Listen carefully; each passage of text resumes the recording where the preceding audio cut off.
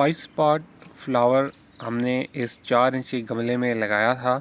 बीज काफ़ी छोटे सारे थे, हमने काफ़ी सारे बीज लगा दिए थे। माशाल्लाह से बेहतरीन जर्मिनेशन हुई है और अभी देखें कि पौधे कितने घने होके उग गए हैं। तो अब इनका टाइम आ गया है कि गमले से इनको निकाला जाए और शिफ्टिंग की जाए। अभी पनीरियों को यहाँ से निकालेंगे और मुख्तलिफ़ गमलों वगैरह में और क्यारियों वगैरह में शिफ्ट करेंगे। ये माशाल्लाह से बहुत ही खूबसूरत हमारे पौधे, एहतियात के साथ इनको निकालेंगे।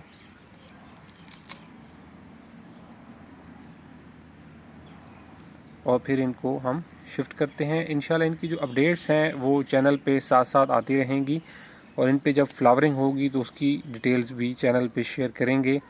सो ये हैं व्यूअर्स 5 स्पॉट फ्लावर की पनीरियाँ। फर्स्ट टाइम ये हमने ग्रो किया है फ्लावर। देखते हैं कि इसके कैसे हमें नताइज मिलते हैं।